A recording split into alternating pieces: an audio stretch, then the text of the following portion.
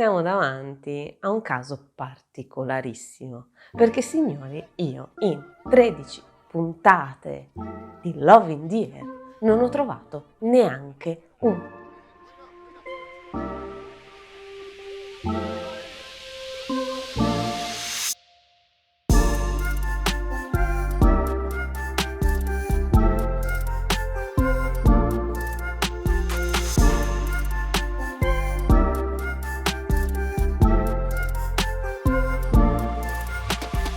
Ben ritrovati, io sono Silvia e questo è Drama Compass, il programma di cui non sapevate di avere bisogno. Per questo primo episodio del 2023 siamo andati a pescare Love in the Air.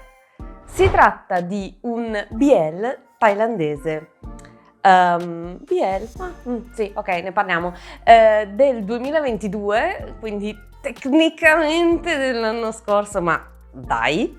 Una sola stagione da 13 episodi più uno speciale che io non ho visto, esatto, perché sapete che io gli speciali li guardo pochissimo.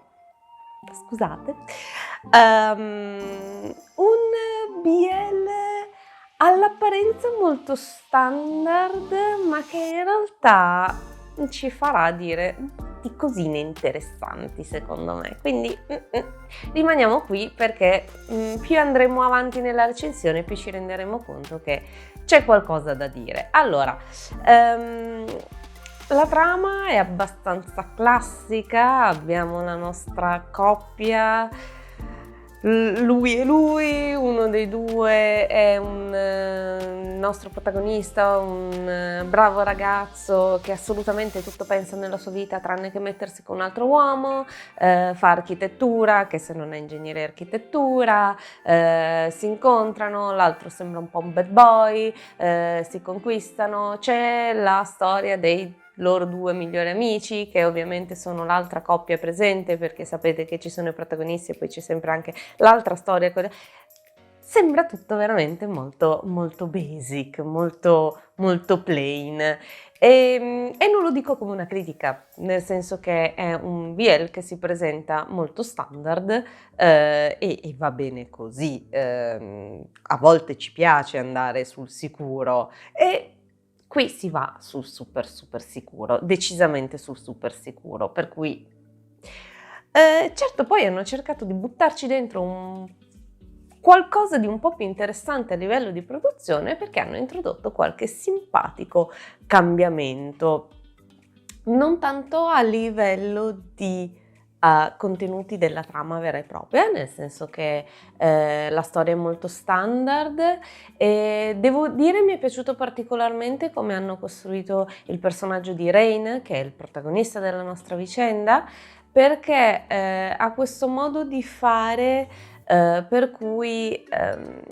quello che dovrebbe essere il suo partner Payu, che dovrebbe risultare soprattutto all'inizio un po' aggressivo, un po' appunto come dicevo bad boy, grazie alle interpretazioni di Rain, che è così, non so come dire, un po' un pirla ma adorabile a modo suo, lo rende mai cattivo, mai aggressivo. Il tipo di scontro che ci piace tanto vedere all'inizio, a volte in alcuni BL rischia di diventare un po' una roba borderline, nel senso che di solito uno dei due forza tanto la mano all'altro. E invece qui, grazie all'interpretazione di Rain, che ha questo modo di non voler cedere, ma allo stesso tempo in realtà desiderare fortissimo Payu, riesce a non rendere mai Payu uno aggressivo o violento, perché alla fine tutte le volte che Payu lo forza si vede lontano un miglio che Rain è contento di essere forzato. Quindi questa è stata una cosa gestita super super super bene.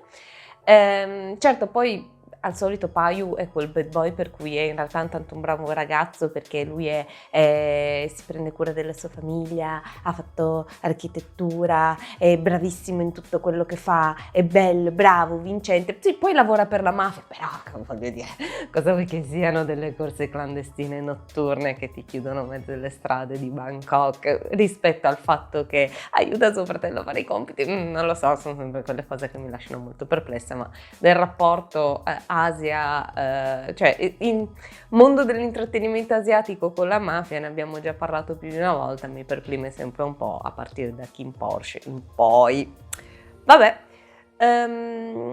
quindi dovrebbe essere una recensione che, sì, bello, diamogli anche un bell'otto a questo BL perché se lo merita, ma non ci sarebbe molto da dire. E invece ci sorprende questo dramma con una serie di tentativi di, così, bere fuori dal coro.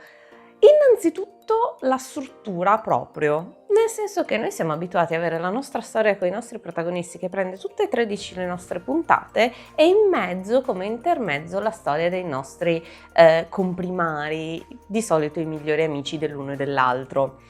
Qui hanno fatto una scelta interessante, nel senso che ci hanno raccontato prima la storia di una coppia e poi la storia dell'altra. Tant'è che parlare di protagonisti e comprimari quasi forse non è proprio la scelta più corretta, nel senso che abbiamo una prima metà del dramma su Rain e Payu, che nella nostra testa quindi associamo ai protagonisti, ma poi tutta la seconda metà del dramma è di Pai e Sky. Ed è molto carina questa cosa, tra l'altro la trama di Pai e Sky in realtà è anche un po' più così profonda, un po' più impegnata, anche un po' più noir, un po' più scura. È stato interessante come scelta, ha reso tutto molto vivace e tutto sommato se uno a metà si è stufato, può succedere, può chiudere semplicemente la storia di Rain e lasciare lì, ha comunque un finale. Non è male come struttura. Mi ci sono un attimo dovuta abituare perché non ero tanto nell'ottica, però non mi è dispiaciuto, devo dire. Altre cose mi hanno lasciato un po' più perplessa, tipo ogni tanto proprio i tempi delle battute non li capivo, cioè c'erano delle pause strane. Ma vabbè, deve essere cinematografia thailandese, non lo so. Quello mi ha lasciato un po' perplesso. Poi vabbè, ha quelle cose tipicamente BL, tipo una qualità del suono pessimo, il suono che va e viene, se sono per la strada si sente meno le voci, cioè quella cosa resta fortissima, sempre parte della magia dei BL, anche se siamo davanti a un caso particolarissimo, perché signori, io in 13 puntate di Love in the Air non ho trovato neanche un prodotto piazzato lì a fini commerciali, neanche un succo di frutta, niente. Questi non avevano niente da sponsorizzare, è la prima volta. Io non ho mai visto, ma neanche A Tales of a Thousand Star senza prodotti ficcati dentro, una cremina per il contorno occhi, niente. Siamo completamente scevri da ogni prodotto qua, non c'è un'etichetta a pagarla a oro. Credo sia stato il mio più grosso shock, il mio più grosso trauma guardando questa roba. Sono veramente colpita. Però a parte queste cose, dicevo, mi è piaciuto molto. Tra l'altro hanno caricato nella playlist che voi trovate su YouTube. Io non so cosa sia questa cosa e non sto riuscendo a gestire i miei capelli, però voi concentratevi sulle mie parole, vi prego. Scusate. Hanno fatto la playlist su YouTube con tutto il dramma. Sappiate che l'hanno fatto una versione, non dico censurata perché qualcosina un po' si vede, però una versione molto edulcorata. Se poi volete c'è una playlist a parte molto piccola che va a riprendere le scene più hot, perché vi assicuro che questo dramma ogni tanto si è veramente lanciato con delle scene che... ok, però non le hanno inserite nella playlist base che voi trovate su YouTube. Ve la andate a cercare, c'è una playlistina a parte solo proprio con quei pochi minuti tagliati dagli episodi in cui ci sono delle scene spicy. Quindi volendo potete anche vedere una versione un pochino più ripulita, cioè si capisce quello che fanno chiaramente, non è che saltino in blocco tutta la sezione, però tagliano via proprio i momenti più spicy. prendete questa informazione come volete, io ve la lascio lì, gestitevela. Quindi sì, un BL base con cui cominciare quest'anno. Tra l'altro vi dicevo BL più o meno, nel senso che molto più che Boys Love è quasi un inno al bisex love. Niente, io ne faccio proprio questa cosa, vabbè, nel senso che quasi tutti i nostri personaggi sono dichiaratamente bisessuali. Altra scelta che mi è piaciuta abbastanza, nel senso che di solito si assiste più a una transizione, o si è direttamente gay o si scopre di esserlo. Ci sono sempre anche dei personaggi bisessuali, per carità, però qui l'ho trovato proprio un po' un marchio di questo dramma. Ha voluto essere proprio tanto Nino alla bisessualità e l'ho trovato molto ben fatto da questo punto di vista. Per quanto riguarda il cast, mi è piaciuto soprattutto l'interpretazione di Rain, un po' per i motivi che vi ho detto, ma è importante che voi sappiate che è il debutto dell'attore, quindi lui debutta da protagonista in questo BL. L'ho trovato fantastico, eccezionale, molto molto molto bravo. Se comincia da qui, direi che possiamo aspettarci buone cose da lui, quindi promosso anche sotto quel punto di vista. Niente, il mio bilancio per questo BL, ripeto, è assolutamente positivo, con queste piccole grandi differenze che lo rendono un po' più particolare.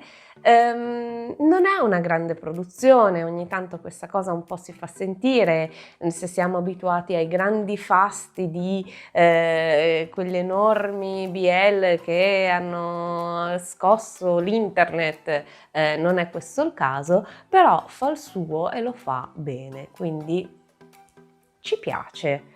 Consiglio musicale, stiamo sul safe, non andiamo a cercarci niente di troppo complicato. La coppia Pie Sky ha cantato, gli attori chiaramente, ha cantato Never Say. Anche qui host da BL che funziona, che fa il suo, che sta nel punto giusto al momento giusto, tranne il fatto che la qualità del suono durante questo dramma va e viene, però è tutto parte del pacchetto. Sinceramente potrebbe essere un buon dramma con cui iniziare qualcuno ai BL, soprattutto per questa questione che appunto volendo si può stoppare un po' a metà e quindi farlo durare 7 episodi invece di 13. Sì, per me funziona su tutta la linea. Quindi adesso ci ascoltiamo un pezzettino di Never Say. Iscriviti, attiva la campanella, lascia un like, un commento, seguici su Instagram e su TikTok. Ricordati inoltre che siamo su Radio Enjoy dentro il programma Otaku Paradise.